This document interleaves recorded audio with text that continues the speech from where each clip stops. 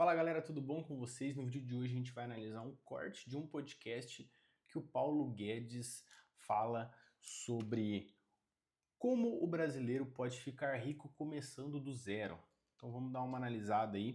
Eu entrei nesse corte aqui, ninguém me mandou, porque realmente a descrição, né, a legenda me chamou bastante atenção e gerou curiosidade. Então vamos dar uma olhada. A minha paixão é economia.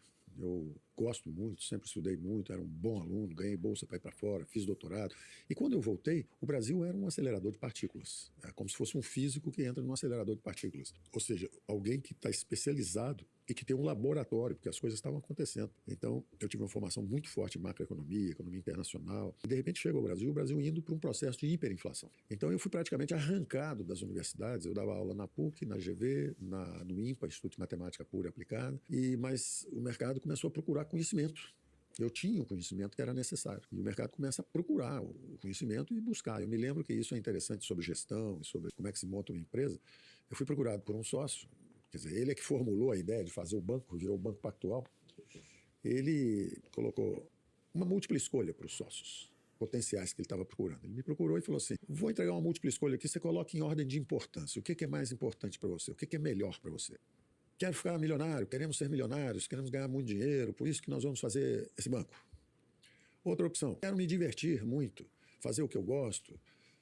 Outra opção, quero ter excelência no que faço, quero ter um desenvolvimento cada vez melhor, dominar profundamente o meu assunto, ser um especialista, etc. Você tem que colocar em ordem. Vai do mais importante para o menos importante. Para mim foi imediato. Eu peguei e falei, bom, primeira coisa, eu quero fazer o que eu gosto. Eu quero me divertir, eu quero fazer um troço que eu gosto. Eu adoro economia, eu quero fazer isso. E isso é importante. Você tem, às vezes, na empresa, as pessoas falando assim, eu preciso corrigir aqueles defeitos daquela pessoa. Não, usem sempre a força. Todas as pessoas têm pontos fortes e deficiências. Usem o que a pessoa tem de melhor. Legal ele falar isso, né? Porque a maioria das empresas, às vezes, não pega o ponto forte da pessoa.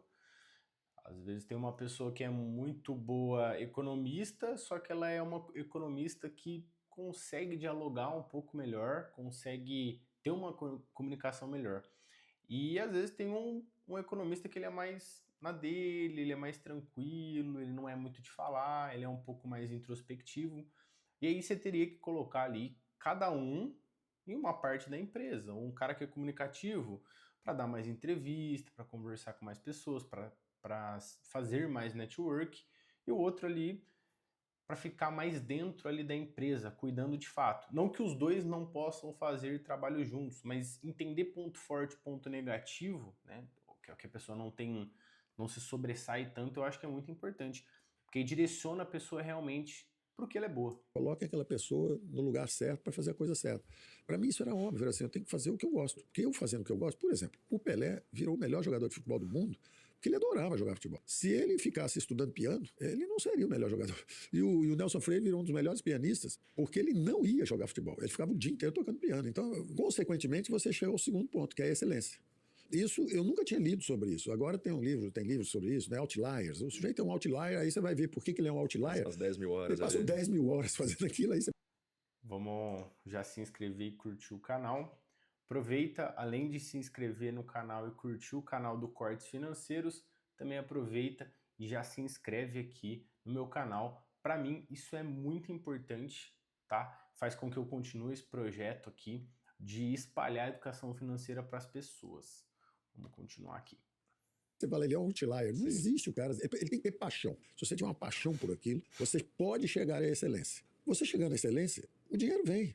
Você não pode procurar o dinheiro. Você vai procurar o dinheiro. Inclusive tem um livro que chama Garra. É muito bom. Em Busca da Excelência, acho que é. Em Busca da Excelência. Livro. Shopping. Não. Garra. Livro. É esse aqui, ó. Da Angela Duckworth. É muito bom. O livro fala muito sobre isso, o poder da paixão e da perseverança. Fala sobre você querer escolher de fato aquilo porque ama e porque sente paixão naquilo. E enfim, não é sobre isso o React aqui, então Dá uma pesquisada nesse livro, mas ele é muito interessante, tem muito a ver com o que ele está falando, tá? Vamos voltar pro vídeo aqui. Se tiver interesse nisso que ele está falando, sobre essa paixão e perseverança pelo que você realmente gosta, pelo que você realmente ama. Eu tenho ele, mas cara, acho que vocês repararam que o cenário mudou, eu tô de mudança. O cenário mudou e eu tô de mudança. E tá no meio das minhas coisas ali, eu não peguei para arrumar ainda. Inclusive os livros que ficavam aqui atrás também não estão mais, mas deve estar por aí. Na próxima pode ser que já tenha algum livro ali atrás, inclusive ele. Quero ficar rico. Você pode jogar sua vida fora se você fizer isso. Imagina que você dedique sua vida a ganhar dinheiro. E aí, ou porque morreu antes de conseguir o dinheiro, ou porque perdeu o dinheiro, foi roubado, ou porque aconteceu uma desgraça qualquer, você não chegou lá. Você jogou sua vida toda fora. Você passou a vida toda correndo atrás. Enquanto que se você fizer o que você gosta, você passou a sua vida toda bem, feliz. Você nem percebe que você estava trabalhando. Você perguntar para mim, você trabalha? Eu trabalho 10, 12, 15, 20 horas todo dia. Eu não acho que eu estou trabalhando. Eu estou aqui conversando com vocês, eu estou me divertindo, estudei, aprendi, pratiquei, distribuo o que eu conheci, compartilho. Não sei o que é trabalhar. Hoje, por que existem pianistas, os jogadores de futebol, essa sociedade super complexa? Você sabe fazer esse microfone? Sabe fazer isso aqui? Sabe fazer isso aqui? Sabe fazer isso aqui? Isso. Como é que a gente usa isso tudo? Porque tem alguém que é muito bom para fazer isso, tem alguém que é bom para isso, alguém então, cada um vai numa direção, essa é a essência da cooperação humana. Você faz bem no negócio, pô, tem um cara que só sabe cantar, tem um outro que é bom de jogar tênis, o outro é um pugilista. Dá soco em todo mundo, em vez de ser um negócio de usar aquela agressividade mal, aquele cara tá distraindo, sei lá. A luta do Cassius Clay naquela época, né, do Muhammad Ali, uma luta do Mederjof, que era um campeão brasileiro, eram lutas que mobilizavam 1 bilhão de pessoas no mundo inteiro assistindo uma luta, a final do Campeonato Mundial de Boxe, um negócio desse tipo. Hoje, o futebol, né, as pessoas, milhões de pessoas no mundo inteiro, a Copa do Mundo, bilhões de pessoas no mundo inteiro assistindo. O jogador de futebol fica riquíssimo, todo mundo, como é que pode um negócio desse? Que injustiça. Como injustiça? Ele faz gera bem. Uma economia ele absurda, gera. né? Se você pegar os maiores bilionários do mundo, nenhum deles é herdeiro. Todos eles criaram coisas. O Bill Gates criou softwares aí, Steve Jobs criou a Apple. São caras que criaram coisas que são extraordinárias, beneficiam milhões de pessoas, bilhões de pessoas. Olha, quando eu tinha a idade de vocês, o que você quer ser, etc, etc. A primeira coisa que vinha era eu quero passar num concurso público, uma coisa desse tipo, era uma busca de segurança. Eu não pensava em ser empreendedor, mas também não pensava em segurança. Se você perguntasse para mim o que você quer fazer, eu quero estudar economia. Então eu vou estudar economia e depois vou ser um professor de economia, que aí eu posso estudar a vida inteira. Se eu for um professor, eu posso ficar na universidade estudando a vida inteira. Esse era o meu plano de vida. Aí, como é que despertou esse negócio de empreendedorismo em você? E o sistema financeiro, como é que ele começou a se deslocar para o setor real? Eu dizia, eu cheguei, foram me buscar na universidade, né, falando, esse cara tem conhecimento, esse empresário chegou para mim e falou assim, vem cá, você fica falando no jornal todo dia, o que vai acontecer? Você dá de graça para todo mundo o seu conhecimento todo. Por que você não vem fazer um banco com a gente? E a gente vai transformar isso em recurso, nós vamos ganhar dinheiro, vamos preservar a riqueza, vamos investir bem os recursos, vem trabalhar conosco.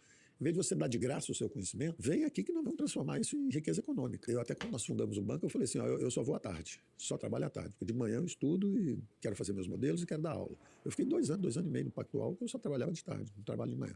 Que legal, ele é sócio do Pactual? Não sabia não. BTG Pactual. Donos. Conselho Administrativo.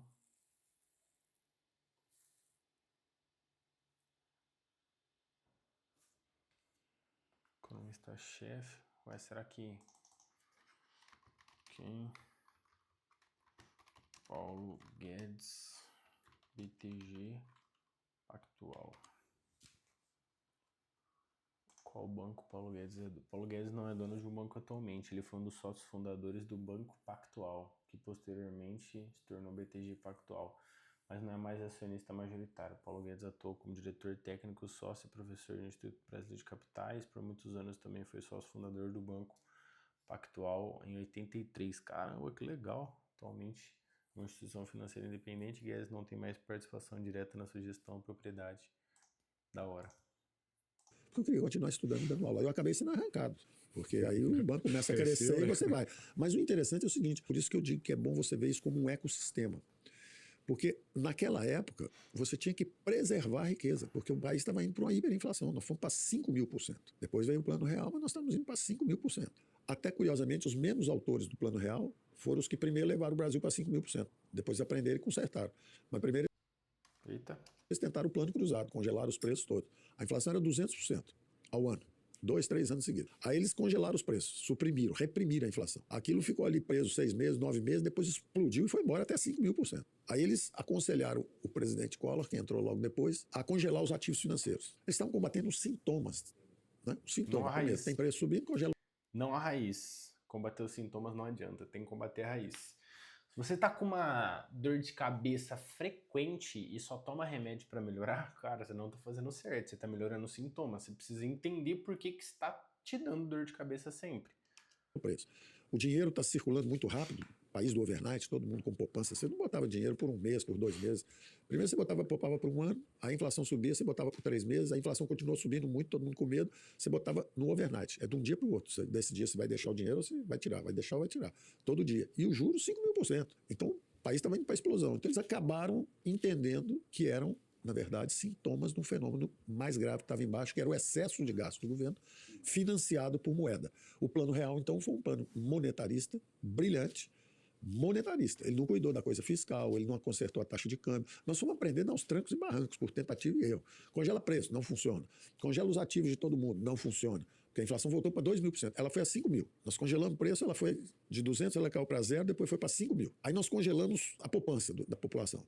Ela voltou para 0 de novo, depois foi para 2.500. Aí nós temos um plano real, um plano monetarista, uma reforma monetária. Aí a inflação veio descendo devagar, mas com juro muito alto. O governo continuou gastando muito. Só que em vez de financiar com inflação, ele agora financia com endividamento em bola de neve. Aí o país continua com juro muito alto, cresce pouco, está sempre com problema de finanças públicas altos. Então, toda hora, grandes empresas, boas empresas e pequenas empresas são feridas mortalmente pelos juros altos. E tem que botar isso na cabeça. Juro alto é problema de excesso de gasto de governo. Não tem jeito. Você fala assim, quebra o país. E é o que a gente está vivendo agora, infelizmente, né? A gente está com um juro muito alto, uma inflação alta, e pelo que dá a entender é porque o governo continua gastando excessivamente, né? Então precisaria ter uma segurada do governo em relação aos gastos, né? Falar, cara, vamos dar uma segurada aqui nos gastos, tentar manter o Estado funcionando de maneira mais reservada, né? Com menos dinheiro injetando, imprimindo menos papel moeda, aumentando muito a base monetária para poder tentar segurar a inflação e o juro, né? O juro não ficar tão alto por tanto tempo assim. Isso quebra empreendedor. O Banco Central, não, o Banco Central é um espelho. Se o governo é gastador, o Banco Central está com aquele juro lá em cima para tentar derrubar a inflação. Se o governo é bem comportado, não gasta, está tudo certinho, o espelho do Banco Central, o juro fica baixinho, o país cresce, está tudo certo. Como o governo brasileiro não se comporta, ele está sempre saindo das 4 linhas, fazendo uma bagunça, gastando muito, volta e meia as empresas são abatidas em pleno voo. Elas estão crescendo, tem uma mistura às vezes equilibrada de juros e de capital próprio com capital terceiro, mas de repente aquele juro vai lá em cima e fere mortalmente a empresa e ela é abatida. E aí alguns estados começam a se destacar. Alguns estados se equacionam melhor até do que o governo federal, conseguem fazer bons ambientes de negócio. O mercado financeiro, ele vai se adaptando. Então, eu que era, na verdade, um estrategista, um economista-chefe, um sócio importante de um banco que, na verdade, sobrevivia. Cara, muito bom o corte. Tá chegando no final. Se você tá gostando até aqui, se faz sentido para você e tá entendendo o que Paulo Guedes quer dizer, cara, já aproveita, se inscreve aí, manda para um amigo. Muito bom ter você aqui.